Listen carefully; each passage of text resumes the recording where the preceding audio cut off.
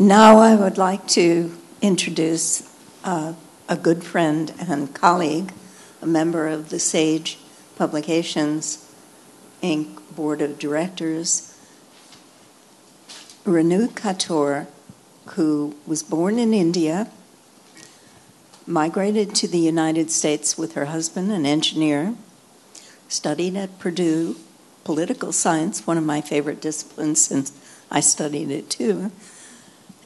And should I tell them how you learned English? Yeah. She learned English by listening to a lot of I Love Lucy reruns. Nonetheless, she astounded the dean and the department head at Purdue, went on, got her PhD, and has become a gifted, talented, and wise university administrator, first in Florida and now in the state of Texas as the chancellor of the four-college University of Houston and as the president of its main campus. Should I add anything to that, or shall we jump into questions? No, that's great. Thank you very much thank you for inviting me here too. You're welcome. Renu, we're here to talk about knowledge and the university and the research university more specifically, but following on Ken's really thought-provoking talk about the uses of knowledge that every university and every college claims to be teaching its students. So can you give us a quick overview about how a president or a chancellor of a large university, and in your case, one that happens to be located in a major American city, views the future of scholarly knowledge? Yes, so thank you very much. First of all, it's just such an honor to be here, just not having to deal with any of the administrative issues right now. I have been mesmerized since morning, just a room full of such smart people. And I just feel like I don't know what I can add to the discussion that has been going on, but just some great, great thoughts. And I absolutely want to take Ken with me to Texas when I go next time to give a hearing, to talk about how do we, what should be the real conversation. So let's talk a little bit about knowledge and the research university. Actually, the scholarly knowledge is the foundation of universities, definitely for research universities, because that's all we do. I mean, we are in the business of knowledge as universities, and for research universities, we are definitely in the business of knowledge, and we do all four sectors of that business: creation of knowledge, and then storage of knowledge, and dissemination of knowledge, and finally application of knowledge. So the future of research universities really depends on what happens to scholarly knowledge. And there have been moments since morning when I've been scared. And there have been moments since this morning when I have been really excited. And what I have come to resolve that as a chancellor, everything that's going on, changing, fast landscape is really a nightmare. Because, we know we have to deal with it. We know we have to take opportunities. We know we have to find ways to really work in this space. And sometimes it's a very public space and not all the conversations are rational. But at the same time, being grandmother of a 4-year-old grandson, I think seeing where this whole thing is going, I'm so excited because he's going to have opportunities that I can't even think at this point. So the main thing about this higher education or knowledge from my point of view is that we should always think of it as a pyramid. A pyramid has a base, and a pyramid also has the pinnacle. The base is, you need a workforce in order to be a knowledge economy. But then you need always a pinnacle, and that is absolute excellence in the world. I mean, the best product of America in all of these decades has been its higher education, has been its college degrees, most sought after product for America. And the reason it is the way it is because of the scholarly knowledge, the environment in which it gets created, the environment in which it flows freely. However, the conversation, now we can talk about globalization, we can talk about digitization, we can talk about commercialization. Yes, all of those things are changing the landscape. But there are two other elements that are really changing very fast and have significant impact. And one is politicization of higher education like never before. I mean, just you hear the debates, and you can see how higher education has become one of the issues where polarization is happening, or at least it's being invoked so that there is a polarization. And second thing is, I think, devaluation of higher education, where questions are being raised, is college even worth? I mean, it's costing too much? Yes, it is costing too much, but at the same time, and I'm not defending the cost. Any cost is too much when you consider it a public good. But the question is, the average cost of wedding is higher than average cost of education, college degree, from public universities. So it's always in a context of what? And what my fear is, what I see from my point of view, that all of the conversation is in the public and political sphere is really focused on that base of the pyramid. And we are not at all talking about that pinnacle that has made America of what America is today. Whether it's about making community colleges free, or whether it's about workforce, whether it's about access, whether it's about success. The conversation about research, the conversation about that curiosity, the conversation about innovation, how we have been able to do for decades, is really, it does get lost.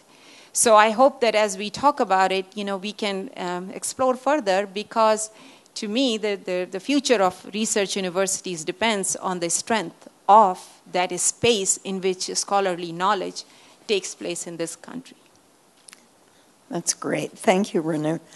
I was wondering if you could address a few of the issues that have been emerging in the last decade or more on most college campuses with regard to social justice. That's not just anymore a matter of, as it was when I was going to college, equal work for equal pay, whether you're a man or a woman, but issues relating to campus rape, for example, and also looking at what seems to be a fast-growing movement with regard, since it's apparently occurring, to my knowledge, on over 100 campuses, making climate change a required course. And there are also a lot of issues that have been emerging with increasing force over access to higher education, particularly on the part of disadvantaged youth, to the point where I just spent almost a day at one of the colleges at Oxford University on my last trip to England, which was just a couple of weeks ago. Out of the 32 colleges that make up Oxford University's campus, they need at least 8 colleges to really make a breakthrough in any new initiative. And even then, as Ken pointed out, it takes a certain amount of time. One of the hottest issues, and one in which there is such an 8 college to 10 college coalition forming, has to do with the access of poor and underserved, and usually ethnic minorities in the UK, having access to high-quality higher education. So if you look across that broad range, what do you as a university president make of that? And what do your colleagues at the American Council on Education, which you just served as president, what do they make of that? I mean, that's 2,000 universities and colleges. Right. So let me just give you a little bit of context. Yes, I'm in Texas, and the University of Houston system is the only system of higher education in the country where all 4 institutions are Hispanic-serving institutions. for the main campus, which is where I'm president, so I'm campus CEO as well as the system CEO. It's kind of fun to report to yourself, so performance metrics, it doesn't matter, at least in that context. But as a campus CEO, I have 42,738 students as of this fall, so it's a very big, it's the second most diverse university and the most ethnically balanced research university in the United States. We have no ethnic majority, of course, but 33% of our students are first generation. Lot of students come from low income. As a matter of fact, we don't charge any tuition if your family income is $45,000 or less. We have all kinds of programs. And the other three institutions in the system are all access providing institutions. The main institution where I'm president of is also Carnegie's very high research university. And so the access issue has not been a problem because at one institution, 80% of the students work 30 hours. I mean, they just, almost all of them are minority students. The whole issue has been about success because generally the accountability comes to, did you admit minorities? Did you admit this and this? However, nobody's watching over what did you do once you admit them? I mean, have they become a revolving door? So when I arrived there on the main campus, which is the major university in Houston there, public university, graduation rate was not even 40% for 6-year graduation rate.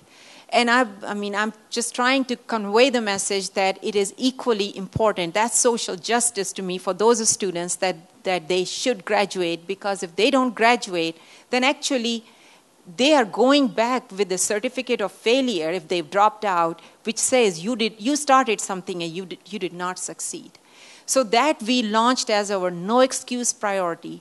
And I focused all of my attention there. But guess what? By focusing on that, we have made even access even wider. Our enrollment for Hispanics, enrollment for African Americans, and the achievement gap has declined and enrollment has increased all this time.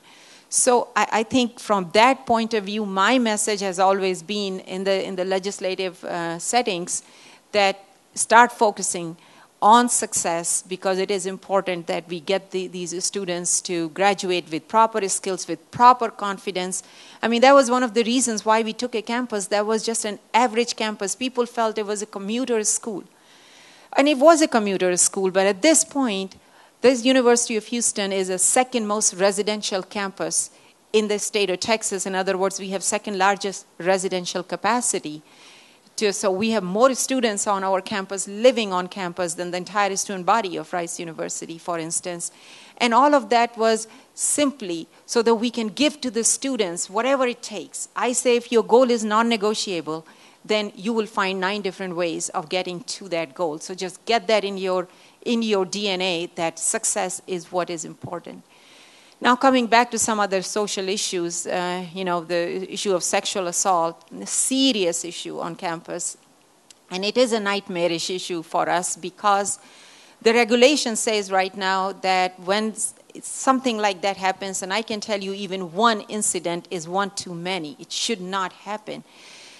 And a lot of time, it is also a reflection of what is happening around, for us. But where we are all struggling institutions are, what do you do if something like that happens? Because we're supposed to look into it. We're supposed to investigate. None of us have expertise to really investigate into that. So there are a lot of preventive strategies that we have put in place, a whole lot of things that we really weren't thinking about, weren't doing about, but we are now, and social justice equally involves about protection of those who might be falsely accused, for instance. So you have to look from every different angle. So now we have an app that we've just started using for students, where students have 6 support systems, 6 buttons there, and they don't have to do anything. If they feel there's any danger, any threat at all, you just click on one, and it just information goes to your network of 6 people that you have identified, so that immediately they can hone in and they can,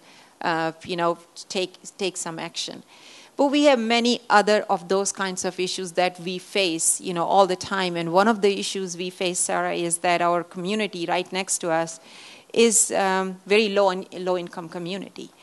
And there is crime in that community. And we try to work with education, health, and job capacity in that community.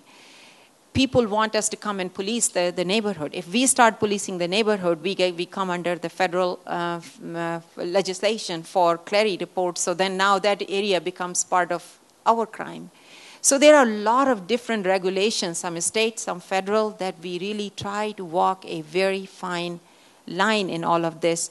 And while doing this, we are also trying to make sure that we live up to our mission being dual-sided. You know, you getting these students to graduate, access is important, success is important, but it's equally important that you have a space in which these same students are not just getting degree, but they are also experiencing the research, the fun of research, so that their horizons get expanded, so that they can think of things that they may not have been thinking before. Thank you. What about some of the changes that we're now seeing in higher education? I can think of two offhand.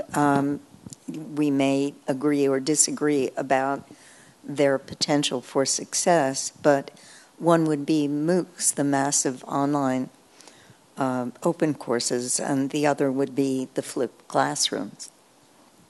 So, okay, so MOOCs, I mean, this year now we all realizing that MOOCs are not the panacea that we all thought it would be. I mean, they're great things. We offer several of them. And actually we are offering for a very different reason. We offer a bunch of AP preparation courses. These are not for credit, but then they get us good promotional tool, good recruiting tool. We are offering courses for our alumni so that they get, you know, free benefit of being an alumni. They can take the courses. So there are many other uses for it. But MOOCs, to me, present a very interesting challenge, because I always think, okay, how long our business model, the way we have, is going to work? Are there any actually threats? And MOOCs could be one threat, but there are so many other ways. And one of the things I think about is, could it happen that the professors, like we heard today, I mean, the absolute brilliant minds, and I think everybody has MIT or Harvard or Stanford or Yale, you know, on their resume. They don't need those institutions. I mean, they have their own name and their own fame and their own following, especially those who have millions of students registered for their courses. What happens tomorrow if those professors decide that they are going to become retailers? They leave the institution, they already have the followers, and you open and you just charge a very, very, very small amount, and you have the credit. Now, who would not take that course, and what if institutions start to give credits for those independent retailing courses? I think we're going to be in trouble, the universities, because right now we have monopoly on what we do. We decide what should be learned, we decide how we should deliver the learning, and we decide whether we have done a good job or not. I also wonder sometimes, and I do worry about that as well, what happens if tomorrow a global accreditor comes and says that if we give a certification which is based on your learning from, let's say, one semester, you know, you might have been in Paris, and one year you might have been in India, 1 year you might be in Brazil, we don't have the mechanism to pull all of that together in a coherent way to say what skill sets you learned and what about your experience. If there was an agency that came along and said, we can add all of these pieces and can give you something that is a better predictor to the company than a university degree, then what happens? I mean, I think the cracks start to appear. And I think some of those kinds of changes are more likely to change the landscape of higher education than I think MOOCs. I think MOOCs are fine. I think flip rooms that you talked about, flip classrooms, we have many professors who use it very effectively. People think that universities are exactly the same they were before. The fact is that the technology is being used quite heavily by professors just in hybrid fashion, with the mix and match use, and in a very, very, very effective way at that too. So I think all of those are very welcoming, welcoming developments. What about in this day and age, particularly, I guess, if we have to counsel family members, friends, and you talk about grandchildren. I'm now dealing with great-grandchildren because my husband was married before, and I have 7 so far, great-grandchildren, and since I just attended the youngest grandchild's wedding, I suspect I'll wind up, in August, I suspect I'll wind up with 9 or 10. And naturally, I've started college funds for all of them. But, there is a question of, should I be starting world university funds for them instead? But there's also the very basic issue for me of how do I talk to people that I may be speaking to in a high school classroom, people that I meet at SAGE who are thinking about going back for an additional degree, my own grandchildren or great-grandchildren, about the notion of a selection of a major, about the notion of what kind of courses in this day and age will be of most use to me. There were statistics recently published, again in the UK, that I was looking at on this visit to Oxford, that showed that despite the employability of getting a degree in one of the STEM sciences, science, technology, engineering, or medicine, actually you can get as good or better jobs as a recent graduate of a university with a degree in communication or journalism at the moment, even though it seems, and we have many newspaper people here, as though newspapers are dying right and left.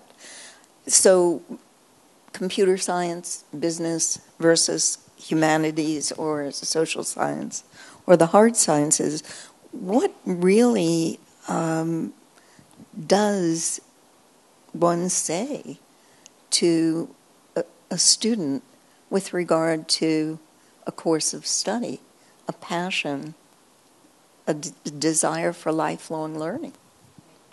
So that's a very interesting question. So my husband is an engineer. He's a professor of engineering. We have 2 daughters, and both of them are medical graduates, and so both did ophthalmology and glaucoma surgery. But when there's any kind of crisis in the family, anybody needs, they all run to me. I have a social science degree, and I think that's probably why they do that, because I can see things more comprehensively, so I always boast about it. So I go and visit all freshman classes the first week of every fall semester when freshmen come. And, we have thousands who come, so some classes are big, so I go to all classes. The reason is I go there for one thing I tell them is that I'm so glad that you are here. And I said, just because you are here doesn't mean you're going to graduate. You have this much chance of graduating, so get real. And then second thing I tell them is, do you think you know what you want to be, who you want to be, what you want to do? And I said, if you think you know that, no, mark my word today, you have no idea where life will take you. And actually, statistics tells us that there are at least 4 careers and 7 jobs people are going to change. And I like the statement this morning from, I believe it was from Tim O'Reilly, that don't think of job, think of work, So what I tell them is, I said, and just mark my word, because if you had asked me when I was your age, 18-year-old, that where I would be, I never could have even said this, because my horizon, my vocabulary even wasn't where it is. I was born in a very small town in India, in a place where there was no English. I had no exposure whatsoever. I mean, the fact that there was a PhD as the highest degree, I probably didn't even know that. I said, but all you need to do is just make sure that you find what is your dream. I said, and you will know when you found your dream, and don't let anybody tell you that it's a crazy dream, because the crazy dreams are the ones that will give you the passion. And then you just find that if you have passion for it, hold on to that dream. And then walk through every door you see and open the window a little bit more if you find a little bit cracked, because that's what is going to take you in life where you need to go. College education is extremely important. It prepares you, in different things, team building, your networking, your ability to critically analyze, to put up with disagreements, all of those things. But that's not what I'm not using. Well, I am actually using my political science in my role. In many ways in Austin I end up using, but chances are you're not really using your knowledge a whole lot of time. So for their first degree, I tell them, just follow your passion and follow your path. However, after that, as you're looking for it, just don't be afraid. Don't be afraid for changing things. So our daughters, when they were going to medical school, and they were admitted into medical school straight out of high school. So they finished their MD when they were 23. When they were going there, they wanted to do that 6-year program. I told them only on 2 conditions. One, you will be taking an English literature course in addition to all of your medical courses every single year. They went to University of Miami. And I said, second thing, you will have to take a course in women's studies every year. And they said, why? I said, that's because after I came from India, and when I taught a course in women's studies, I learned so much. I just learned the different way of looking at word. And I said, I just want you to have that tool. I want you to be able to look at the word in that sense. And they did that, because without that, they weren't going to go to medical school. And every single summer, they went to study abroad as well, because that broad scale thing is so important. So I'm a big proponent of liberal arts, even though, I deal with all the time emphasis on STEM, and it's fine, it's great STEM, we need a STEM, but boy, do we not need liberal arts. I think a lot of, I tell my husband that when you married me, you just weren't a comprehensive person, really. It's because of marrying me, and then I've been telling you what to do, in many, many areas, that now you're such a successful person. Okay, excuse me for cracking up. And I know your husband, but I think sometimes he tells you what to do. So all the time he tries.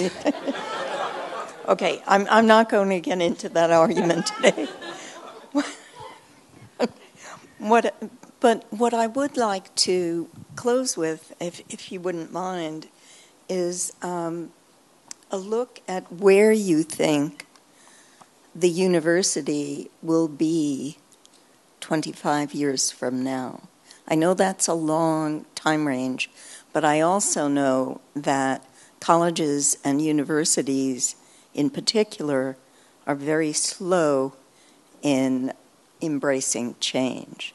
And we've dealt with colleges and universities at SAGE for the last 50 years, the librarians as well as the administrators, as well as the faculty and the students. The students love the idea of change.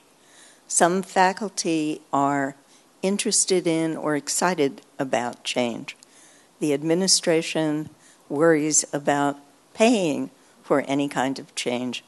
The librarian wishes to archive everything of the past and is willing to, if they have the money, take anything on new that is desired. So what do you think universities will be like and colleges in 25 years? So I wish I could say they'll be same as they are today, but that's not going to happen. The change is coming, and it's coming very fast. I think what happened to the print industry could easily happen to higher ed industry. I just think that the changes that are there on the horizon, even though MOOCs is not what it was supposed to be, even though some of the nonprofits didn't turn out to be what they could do, but these are early disruptions. Eventually, things will come. Some people have predicted that 1/3 to half of the universities might fold because their business model won't make any sense.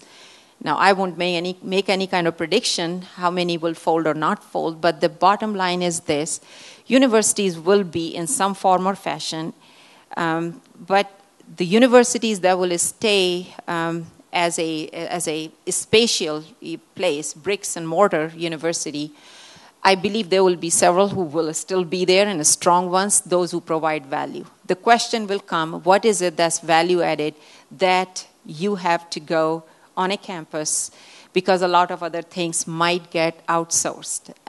Think about some of these organizations that, at least I know one that has claimed that they will come up with all of the general education free of cost.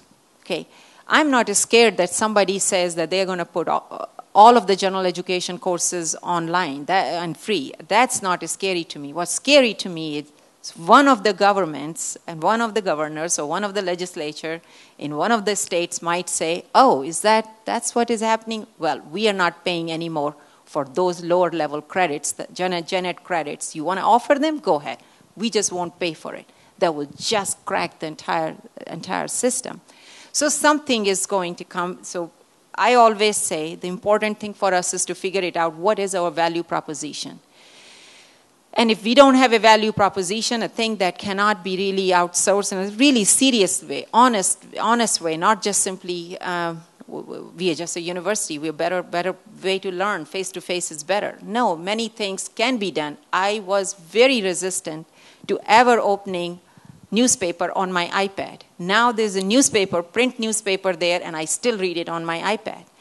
Just because I've gotten so used to it. Same thing, I resisted reading a book on my iPad, and now I just read it only on iPad. I just can't believe how I have changed, and I didn't even grow up with digital technology. So the kids coming there are going to change us one way or another. But universities will exist, and also because 18-year-olds will always need a safer place to experiment with life, right? I mean, I just can't imagine where else will they experiment with life. So there are going to be places for that. And finally, I think universities will exist because of the researcher space. I mean, I'm worried about that part too, the rhetoric. The rhetoric has become so negative that I just worry that the bite is not as strong as the rhetoric is, and that rhetoric might push people away. The reason other countries can build bricks and mortars but cannot really build American-type universities because they cannot build that environment.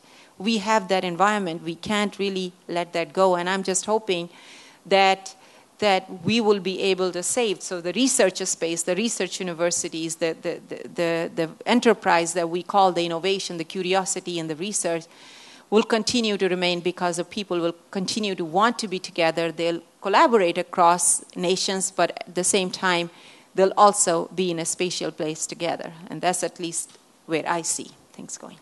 We're ready for a break. Thank you so much. Thank you.